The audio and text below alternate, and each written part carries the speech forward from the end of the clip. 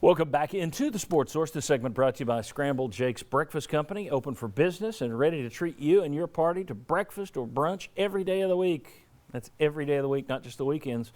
Just a great place to start your day with a cup of coffee and their spectacular menu.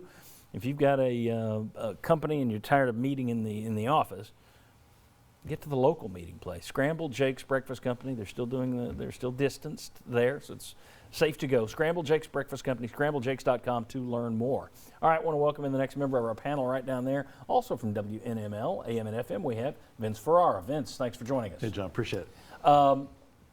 You looked it up. Apparently Muschamp had said one thing, but the newspaper on record, it's a bad name for a newspaper, The State. Right. It's hard to say. Well, The State says, the state newspaper in Columbia says they are testing. Correct. For COVID. Yeah. Muschamp made a comment that, well, we're not going to get into it. We're covering Tennessee, not South Carolina, but they are testing for COVID. The NCAA Football Oversight Committee this week passed a recommendation that will be voted on, I think, on Wednesday, and it's expected to be approved. If approved, your new schedule for the summer will look as follows. If we can get to the graphic, I'm pointing at you, but there's the graphic. July 13th through the 23rd, so opening up July 13th. 8 hours a week of strength and conditioning and film study work. So you can get 8 hours a week with your players starting July 13th. Then on the 24th through August 6th, 20 hours a week, strength and conditioning, film study, walkthroughs, meetings. You have to have 2 days off in that 14-day span. So basically it's just like spring practice there. And then you get regular preseason practice, which opens August 7th. So you're getting extra time if you're a football coach. And I just wonder, first of all, I think this will pass, and I think it's a good thing. I like it. Give players plenty of time to ramp up and get back in shape and get ready. Yeah, it's not too much too early there. Right. It's a decent amount of time. I think it's the perfect happy medium. But here's the thing. I wonder if there are going to be coaches that look at this and like this more than they like spring practice, meaning, now, I think a coach would want both. But if you go through 12 days, 14 days of spring practice, and then everybody goes away for a couple of months and come back, you're worried about retention. You don't have to worry about that here.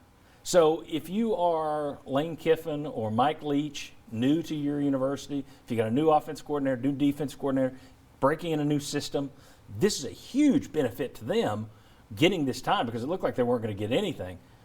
But it may be even more beneficial because you don't have to worry about, here, learn it. Now they're going to go away, do their summer thing, come back. Do you remember it?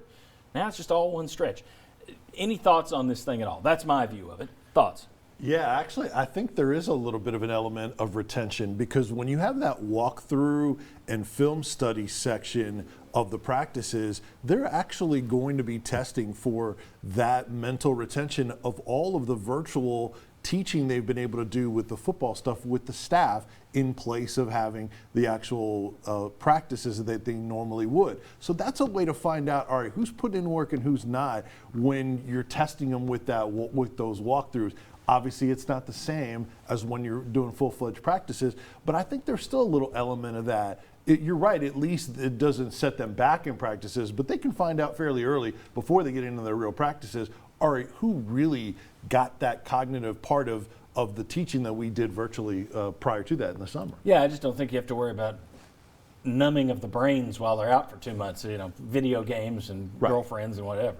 Right. But yeah, Josh, your thoughts on this thing? Well, yeah, another factor has been, when you think about spring, the early enrollees that you were hoping, okay, they'd get an advantage of sorts by going through spring to be ready for fall camp. Well, that's only a smaller percentage of your entire class. Now you have those summer guys that were planning to come in, having not gone through spring, that will get a little extra work before August. Because I've actually wondered, will it be more difficult for the newcomers to make an impact? And time will still obviously tell, but they get a little extra work of mental preparation before they start fall camp, and for those players it'll be really important.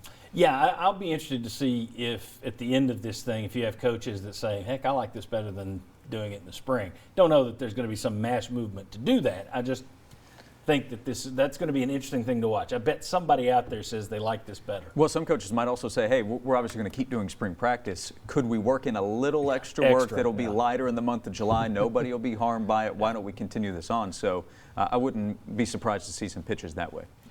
One positive for Tennessee, I think we talked about this earlier, is if you are a new coach, new staff, that was going to be problematic for you to get your stuff put in time.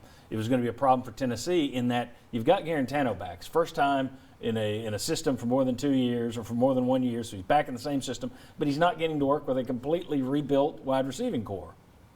Okay, now you're getting more time here. You're getting those springtime, those spring issues placed down in the July time frame.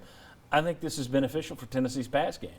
Any other areas? Well, they need it, yeah, because you have to replace Callaway and Jennings, who they were probably two of the players you trusted most from last year's football team, certainly on offense. So Jennings is probably your offensive MVP. Yeah, so getting like Ramel Keaton extra time to get ready, Josh Palmer to be the number one is really important. Yeah, and it's been a while for Brandon Johnson too, even though Garantano and Johnson have been together for a while. But during that 20-hour a week middle section there, you can use footballs. It's not full-fledged stuff that you normally would do in practice, but at least you can throw the football around and maybe get some of the timing. Won't be with pads or helmets or anything like that. So I think the passing game will benefit Garantano, obviously with that separation and experience over Harrison Bailey and others. He should be the one that should utilize this period of time and benefit from it the most. As far as other positions, John, I think maybe it's just the guys that have a different position coach. Maybe they get to hear that voice and do some more teaching in person. I think that could benefit those. Jimmy Brumbaugh, Shelton Feltons, some of those guys. Defensive line linebackers. Yeah. Okay. Very good. When we come back, let's talk about Tennessee's roster. They're actually over the scholarship limit by quite a few players.